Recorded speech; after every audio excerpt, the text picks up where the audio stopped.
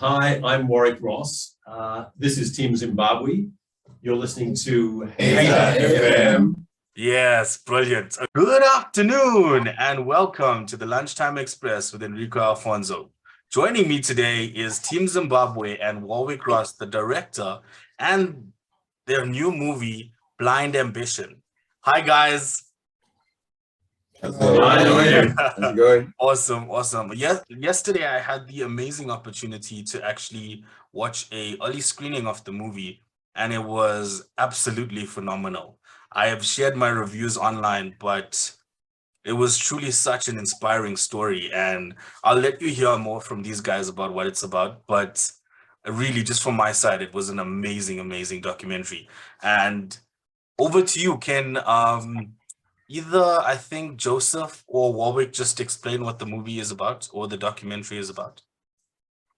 So the documentary is about the first ever Team Zimbabwe that goes and competes at the World Blind Wine Tasting Championships in France. The guys are all top sommeliers from Cape Town, and at the time I met them, they were working at the 4 best restaurants. They decided to form a team, the first ever Team Zimbabwe, the first ever black team to compete, and to go to France and challenge against 24 other countries in what is considered the Olympics of wine tasting. Wow, okay. I truly, myself and Caleb, my friend and YouTuber that watched this movie, we were just discussing, and we had no idea that being a sommelier was such a thing, and that being a wine taster was a thing that you could go and compete for. It's almost an unheard of thing on this side of the world. But can you explain how did you find that calling? Like, how did that come to you? I know it's explained in the movie, but I just want to know from your side, like, when was it the click for you that you were, okay, this is what I want to do with my life now? Over to you guys. Anyone. How did you know it was your calling to do this, to be sommelier? For me, I think when I got into wine, I was through working restaurants, and I was also doing a degree in accounting concurrently with the Cape Wine diploma. And at some point, I just lost love for spreadsheets and figures, and wine was just easy and quite enjoyable. So that's where I said, you know what, this is my calling. I'm going to concentrate on this. And yeah, I am. Wow, okay. And so we know that, okay, yes, you said that you found them at this particular point when they had created this team. But from your side as a director, what drew you to making this documentary and saying, this is what I want to pour the movie into? Look, I think it's such a unique and inspiring story. I had never heard of anything like this before. As a director, I'm also a vigneron, so I live in the world of wine. I rather like making documentaries in that world, and we had made one called Red Obsession, but that was more of a sort of a geopolitical investigation of the rise of China and China getting involved in buying red wine. But this film is a much more personal story. And we were alerted to this story by somebody called Jancis Robinson, who in the world of wine is very famous. She's the wine writer for the Times in the FT, the Financial Times in London. And she knew this story and advised us that we should Skype with the guys to meet them online and hear their story. So my co-director, co-producer, Rob Coe, and I did that. It's exactly what we did. We spent 45 minutes or an hour with the guys on a Skype call 3 or 4 years ago. And their story was so inspirational and unbelievable, we just felt we needed to make this into a film. Wow. Okay, so we know in the film that you guys competed in the World Championships, and then you came back again. Has there been other entries since then? And is there one that's coming up that you guys are preparing for again? Yes. Yeah. So after 2018, there was only one kind of like competition because of COVID, and this year we're busy preparing to go back to France when, like in October, I think. Yes, on the 8th of October, we'll be in France competing again with the whole world. The competition will be in Champagne. Oh, nice. So this like, time it's top 5, or you're getting first place? Where's it gonna be? Top 5. Hopefully top 5. Yeah. Nice. There was one thing though that we wish would have been said in the movie was what was South Africa placed as? Because I feel like we were taken on the journey with South Africa and Zimbabwe, and then we got to find out the place of Zimbabwe, but we didn't get to find out how the South African team did. So could you maybe just tell us the answer to that one, maybe? I mean, that probably points to the rivalry between the teams and the fact that I was making the film about Team Zim. I mean, the truth is that the guys get along very well with Team South Africa. And Jean-Vincent Ridon, who was the coach of Team South Africa, actually coached the guys for a long time as well. So he was quite amazing. We really liked watching him. He looked like he understood that world a lot. So that was really entertaining watching him and how he was leading the team.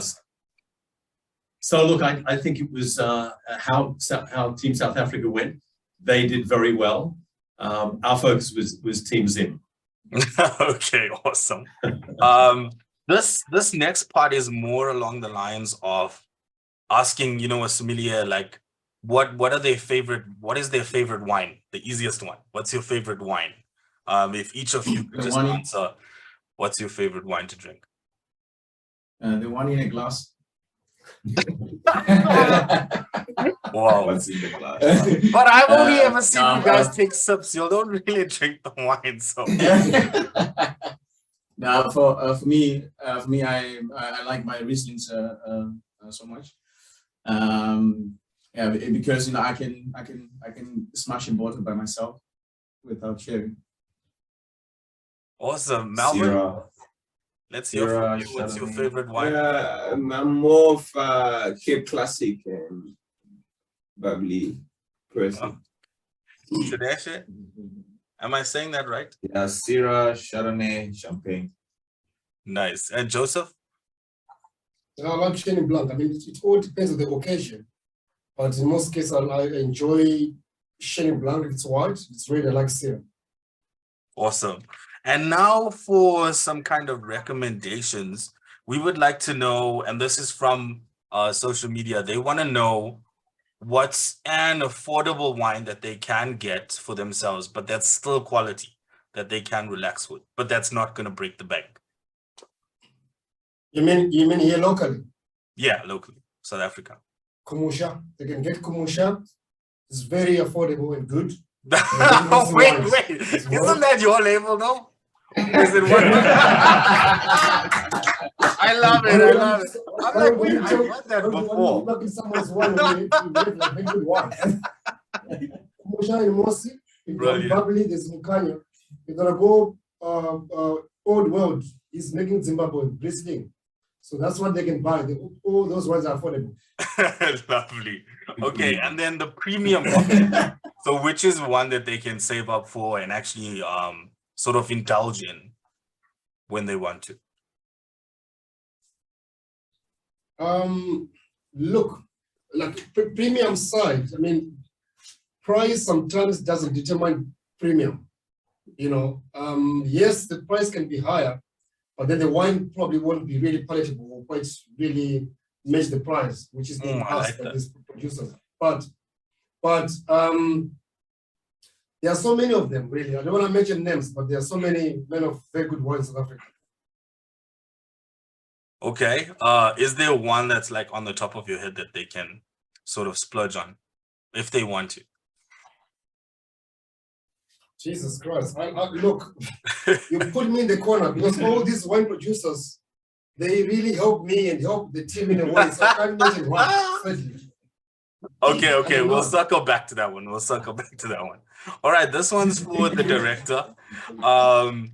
What goes into directing a documentary?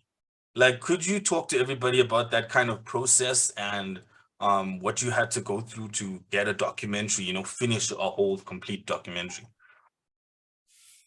Look, the very first thing is the story itself. You need to be passionate about the story you're about to tell. This took us around 2.5 years to do. So when you commit yourself to making something over that length of time, you need to be passionate about the story that you're telling. So the first thing I would say is passion and commitment. You've got to have those two things. The story itself, I find that the best documentary directors are the ones who listen to their subjects and analyze exactly what is being said and take it on board, not to push an agenda that you might have as a documentary maker. You want to make a point yourself. I think it's really more important to listen to the stories that are being told by your subjects and then try and stitch it together in the most sensitive and authentic, most authentic way. Wow, I like that. That's really awesome, man. Okay, I can imagine there's like thousands of hours of footage though for a documentary. I mean, I'm sure you guys had to do like a lot of scenes and a lot of shots. So how did that, or what did that involve, like going through all that footage? Was it really as a lot as I'm thinking? Yes, I mean, hundreds and hundreds and hundreds of hours of footage. So How in the do you beginning, even it's quite decide overwhelming. what gets final cut into that movie though? Because I mean, a Yeah, well, documentary is different. I'm sure you don't have like a script that says, you know, these are the scenes that need to go in, but it's like, how do you choose which shots go in there and which doesn't? Yeah, I mean, you're exactly right. There is no script. So it goes back a little bit to what I was saying about listening, being a good listener. And if you listen well to your subjects, the story that ultimately is told is one that begins to take shape. And that's what you have to do. You then find yourself in the editing room with so many different interesting directions that you then have to distill all of those fascinating stories and interviews that you have down into a sort of more simplified form. You've got to express it in 90 minutes. So that being the case, you then have to pick the main themes, the most important thing to say. And for us, the most important thing became, it may not have been this in the beginning, but it became understanding that if you open yourself to the world of diversity, there will be rewards that flow from that. Yes. The wine world is incredibly white and it's incredibly traditional. The classic wine world, if you look at any photos of, you know, big groups of wine tasters, wine professionals in Europe, for instance, they're all white. So this was an opportunity. I mean, you even have a shot there where it's in a restaurant, and they're serving the wine and they're recommending the wine, and the entire restaurant is full of white people. You know, so you would expect that's what your sort of drinking shop is, that they were looking forward to that. But I think it also speaks to bringing that diversity into it. You know, and I said this in my review, is that they brought it in. They brought that culture. They brought that diversity into the wine world now. And it's going to just continue to grow. You know, it's their legacy that they get to build. And I just want to say from my side, it was so inspiring listening to each and every one of your stories and where you guys came from, but also where you are now and how this particular thing changed each and every one of your lives. That was so inspiring because, again, it's something that's almost unheard of, yet you guys have made a sort of success into it. You know, you've made your own story into it. And I think that's just beautiful, man. That's like one of my favorite things. And, you know, Warwick was just talking now about sort of how it wasn't that way before. And that reverent quote that you put in that edit of that video is just so powerful. What he said, I think it just sums up everything. Sort of like, yes, the movie is about wine, but it's also about this journey that each of you went on. And the way that he said it was just that each and every single one of humanity has that potential. You just have to look through unbiased eyes and not judge people from, you know, where they came from. It's more like you should sort of see the potential in where they can go. Yeah, and I think that was the undertone for me. So yes, it's a wine movie, but it was that inspirational undertow that I enjoyed. And I just want to ask,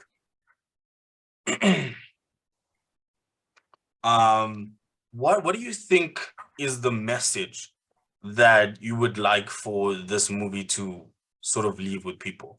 And I think we can do that with Warwick and then some of the other guys if they'd like to answer as well.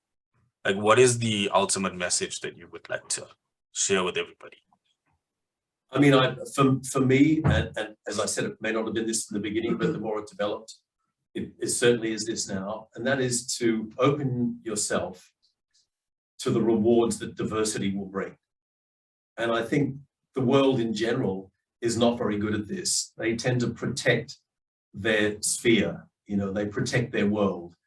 But you don't need to be scared to open the door a little bit, you know.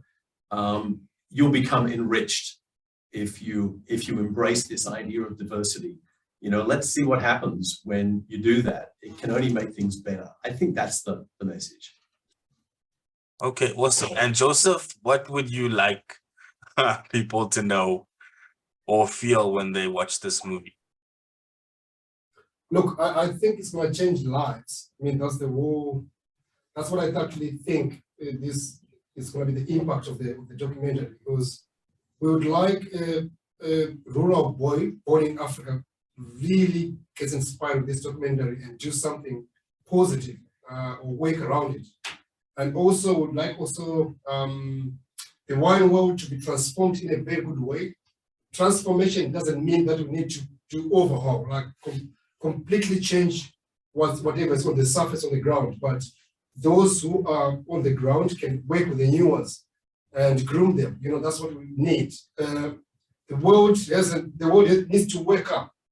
Black people can do much also better than what other white people are doing, because the current situation in the country right now is you get a white guy becoming manager of a restaurant, then a black guy being a sommelier, well qualified, but then he can't bring in the wines which you want to sell in the wine list without consulting the manager with less qualifications. It's so wrong.